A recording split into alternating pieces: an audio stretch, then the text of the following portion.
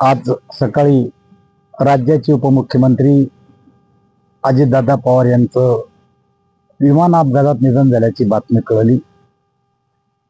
खरं तर दादाच्या जाण्यानं या उभ्या महाराष्ट्राचं नुकसान झालेलं आहे। त्यांच्या दुःखद निधनामुळे एक अत्यंत कर्तबगार, स्पष्ट वक्ता आणि विकासविमुख नेतृत्व गेलं। महाराष्ट्राच्या राजकारणात कधीही न भुरणारी पोकळी निर्माण झाली।